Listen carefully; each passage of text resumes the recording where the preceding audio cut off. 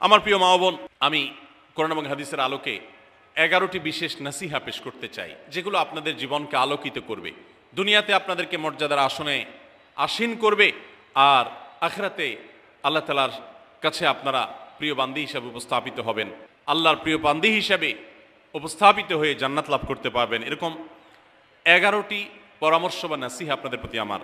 Number 1, কোরআন এবং হাদিসের জ্ঞান অর্জন করা। এটা সকল পুরুষ এবং নারী সকলের জন্য ফরজ। কোরআন এবং হাদিসের জ্ঞান অর্জন করা আমাদের জন্য ফরজ।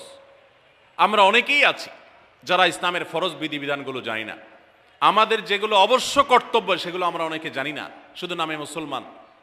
গতানুগতিক কিছু কাজ করি, হাতে গোনা কিছু ইসলামের নামে কাজ করি, বাস মনে করেছি আমি মুসলমান হয়েছি। আপনাকে ঈমান সম্পর্কে জানতে হবে।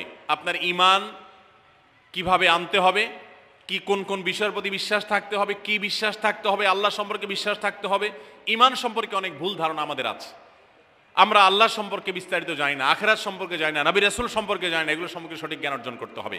5 ওয়াক্ত নামাজ এর বিধিবিধানগুলো, কখন কোনটা পড়তে হয়, ওয়াক্ত কখন থাকে কখন যায়, অনেক মহিলা আছেন জানেন না, অনেক নারীরা আছেন, অনেক পুরুষরা আছেন জানেন না। এগুলো জানতে হবে।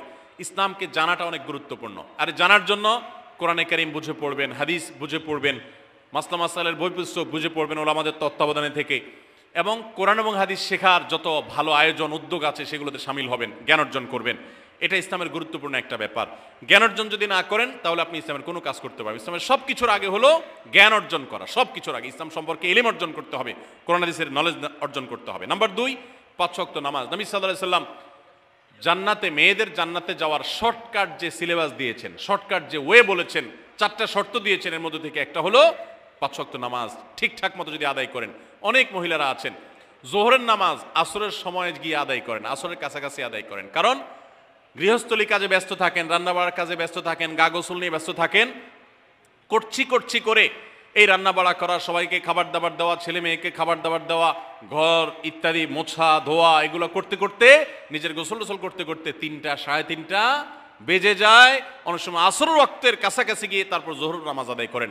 খুবই গর্হিত একটা কাজ। আমার মা বোনরা সতর্ক থাকবেন এ ব্যাপারে, যে নামাজ সময় মতো আদায় করতে হবে। শয়তান আপনাদেরকে একটা ভুল কথা বলে ধোঁকা দেয়, সেটা হলো যে আমি রান্নাবাড়া করছি যে পোশাকে, এই পোশাকে কিভাবে নামাজ পড়বো, তাহলে আমি গোসল টোসল করে একটা নামাজ পড়বো। আর গোসল তো আর সহজে করা হয় না। রান্নাবাড়ার পরে সবাই বাড়ায় খাওয়াই দেওয়া, এরপরে ঘর দুয়ার পরিষ্কার করা, এরপরে সব কাজ শেষে গোসল করা, তারপরে গোসল করে এসে নামাজ পড়া, এসব করতে করতে শয়তান আপনার নামাজটা অনেক পিছায়া দেয়। মনে রাখবেন, আপনি যে পোশাকে কাজ করতেছেন ওই পোশাকে যদি দুর্গন্ধ না থাকে, খারাপ না থাকে, ভালো পোশাক হয়, তো ওই পোশাকে আপনি নামাজ পড়তে পারবেন। দুর্গন্ধ থাকলেও শরীরকে ফ্রেশ করার ব্যবস্থা আছে, আপনি ফ্রেশ করে আপনি নামাজে দাঁড়ায় যাবেন। এরপর নামাজ পড়ে বাকি কাজ করবেন। কাজকে বলবেন না যে নামাজকে বলবেন না যে আমার অনেক কাজ আছে, এগুলো শেষ করে নামাজ পড়বো। শয়তান আমাদেরকে ধোঁকা দেয়। এই জন্য মা বোনরা 5 ওয়াক্ত নামাজ সময় মতো আদায় করবেন, ঠিকঠাক মতো আদায় করবেন। অনেক মা বোনরা আপনারা নামাজ পড়েন, নামাজ হয় না। বাংলাদেশে বেশিরভাগ মহিলাদের, নারীদের মধ্যে একটা ভুল আছে নামাজ প্রসঙ্গে, সেটা হলো যে নামাজের মধ্যে সতরটা ভালো করে ঢাকেন না। সতর কি? মেয়েদের নামাজের মধ্যে মুখমণ্ডল ছাড়া, 2 হাতের কবজি ছাড়া তাদের মাথা থেকে পা পর্যন্ত পুরো শরীর তারা ঢেকে রাখবে। আজকাল নামাজের ওড়না পাওয়া যায়, এই ওড়নাগুলো পড়লে এই মুখমণ্ডল ছাড়া 2 হাত এক সহকারে ঢাকা থাকে, এভাবে ঢেকে রাখতে হবে। আপনি যদি নামাজ পড়েন আপনার গলা দেখা যায়, আপনার কাঁধের কিছু অংশ দেখা যায়, চুল দেখা যায়, আপনার হাতের কনুই দেখা যায়, তাহলে সেক্ষেত্রে কিন্তু আপনার নামাজ হবে। পুরো নামাজ জুড়ে এরকম খালি থাকে এগুলো, তাহলে নামাজ হবে না। অনেক বোনরা এটা জানেন না, তাহলে নামাজটা ঠিকঠাক মতো পড়তে হবে। জান্নাতে যাওয়ার জন্য এটা পূর্ব শর্ত। নাম্বার 2। নাম্বার 3, রমজান মাসে রোজা রাখা। রোজা রাখার ক্ষেত্রে আলহামদুলিল্লাহ মা বোনরা রাখেন সাধারণত, কিন্তু রোজা রেখে গীবত, মিথ্যা, শেকায়েত, মানুষের পেছনে সমালোচনা করা, এগুলো করলে গীবত নষ্ট হয়ে যায়। মুখ খারাপ করা, গীবত, এগুলো করলে রমজান নষ্ট হয়ে যায়, রোজা নষ্ট হয়ে যায়। এগুলো করা যাবে না, এগুলোতে বেঁচে থাকতে হবে। সেই সাথে অনেক মা বোন আছেন, একটু সন্তান গর্ভে আসছে কিন্তু সন্তান দুধ কিংবা সন্ধ্যা দুধ পান করে, এই অজুহাত দিয়ে তিনি দেখা যায় যে রমজানের রোজা ঠিক মতো রাখেন না। এটা ভুল। বরং সামান্য একটু ঠুনকো অজুহাতে রমজানের রোজা বাদ দেওয়া যাবে না। যতক্ষণ পর্যন্ত শক্তি সামর্থ্য আছে রমজান রোজা ঠিক মতো রাখতে হবে। নাম্বার 3। 4 নম্বর হলো স্বামীর আনুগত্য করা। আমি সবসময় বলি এটা হলো মহিলাদের জন্য তিতা করল্লার আমল। তিতা করল্লা দিয়ে জুস বানায় খাওয়ানো, এটা যেরকম কষ্টের কাজ মানুষের জন্য, ঠিক একইভাবে মহিলাদের জন্য স্বামীর কথা শোনাটা এরকম কষ্টের কাজ। অনেক মহিলা আছে নামাজ পড়তে রাজি আছি, রোজা রাখতে রাজি আছি, তাসবিহ তাহলিল করতে রাজি আছি, কোরআন পড়তে রাজি আছি, মগর পুরুষের স্বামীর কথা শুনবো না। কেন তার কথা শুনবো কেন? আমি কি কম বুঝি? এই মানসিকতা আজ পশ্চিমা অপসংস্কৃতির যে ছোঁয়া আমাদের সমাজে এসেছে, লেগেছে, এটার কারণে আমাদের মা বোনদের মধ্যে তৈরি হয়েছে। এটা কখনো আমাদেরকে সুখী করতে পারে না। একটা ছোট মুদি দোকানেও একজনকে দায়িত্বশীল মানতে হয়, একজন মালিক হয়, আরেকজন অধীনস্থ হয়, একজন ম্যানেজার হয়, আরেকজন তার কর্মী হয়। এতটুক চেইন অফ কমান্ড যদি ঠিক না থাকে, তাহলে একটা ছোট দোকানও সুশৃঙ্খলভাবে চলতে পারে না, সেটাও বিশৃঙ্খল হয়ে যাবে। তাহলে একটা সংসার, একটা পরিবারে একজনকে মুরব্বী না মানলে কিভাবে সেটা চলতে পারে? অবশ্যই একজন নারী তার স্বামীকে অভিভাবক মানবেন, মুরব্বী মানবেন, তাকে মেনে চলবেন। শুধু ইসলামই বলে নাই, পশ্চিমা দুনিয়ার মানুষরাও স্বীকার করে। সাবেক মার্কিন প্রেসিডেন্ট বারাক ওবামার একটা আত্মজীবনীমূলক লেখা ধারাবাহিকভাবে বাংলাদেশে একটি জাতীয় গণমাধ্যমে প্রকাশ হয়েছে অনেক বছর আগে, আমি পড়েছি। সেখানে তিনি পরিষ্কার করে বলেছেন যে আমার দাদি নানিরা পারিবারিক জীবনে যতটা সুখী ছিল, এখন আমাদের স্ত্রী, আমাদের মেয়েরা ততটা সুখী না। অথচ তাদের এত বেশি শাড়ি চুড়ি, এত বেশি সাজগোজ, এত বেশি সুখ সমৃদ্ধির উপকরণ ছিল না আজকের মেয়েদের যতটা আছে। পারিবারিক শান্তি তখন যতটা ছিল, এখন তার ধারে কাছেও নেই। এর অন্যতম কারণ হলো এটি যে আমরা পশ্চিমা অপসংস্কৃতির ছোঁয়ায় পড়ে শয়তান আমাদেরকে অতিরিক্ত স্বাধীনতার নাম দিয়া আমাদেরকে বলগাহীন স্বাধীনতার পথে নিয়ে গেছে, যেটা আমাদের ধ্বংস ডেকে এনেছে। এজন্য একজন গার্ডিয়ান, একজন অভিভাবক পরিবারে থাকতে হবে, তাকে মানতে হবে।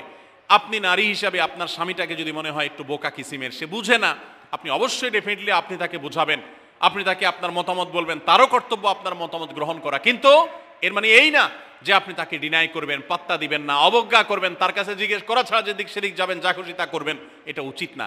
আপনার জান্নাতে যাওয়ার প্রয়োজনে ওই যে তিতা করল্লা বলেছি, সে যদি কোনো দিক থেকে তাকে মানতে আপনার কষ্ট হয়, আপনার থেকে সে পিছিয়ে আসে বুদ্ধিতে জ্ঞানে, তারপরে একটু কষ্ট করে ঢোক গিলেন, একটু কষ্ট করে সবর করেন, শুধুমাত্র জান্নাতের আশায় আল্লাহ তাআলা আপনাকে মর্যাদা দিবেন, দুনিয়াতে বড় করবেন, আখিরাতে বড় করবেন। অনেক সময় দেখা যায় পুরুষতান্ত্রিক সমাজে আমাদের দেশে দেখা যায় যে পুরুষদের নানা অনাচারে মেয়েরা অতিষ্ঠ হয়। একটু সবর করেন, সন্তান সন্ততি বড় হবে, তখন আর পুরুষের এই সমস্ত জুলুম থাকবে না, পুরুষ তখন দৌড়ের উপরে থাকবে।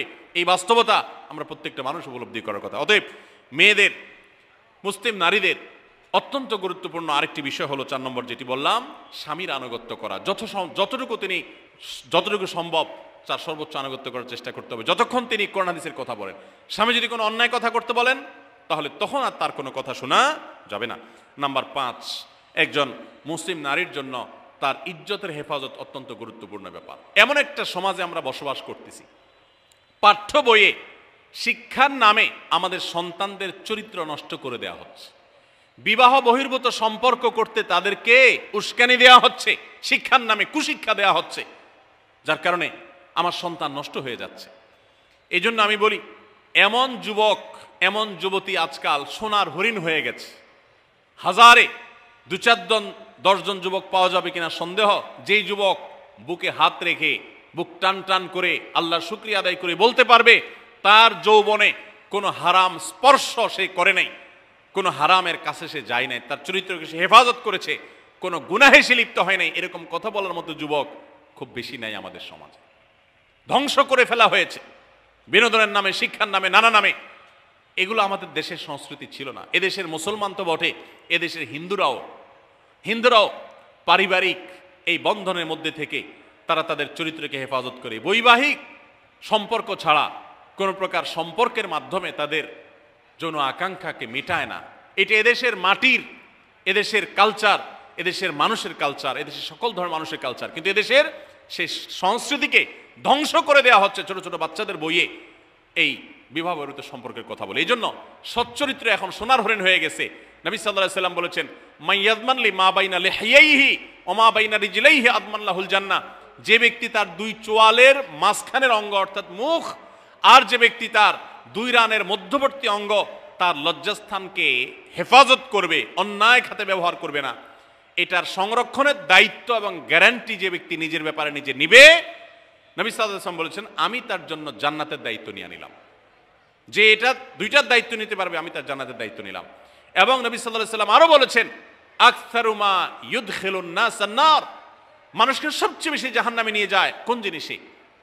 আল ফামু আল ফরজ, এই দুটি অঙ্গ মুখ এবং লজ্জাস্থান। এই জন্য মা বোনরা অনেক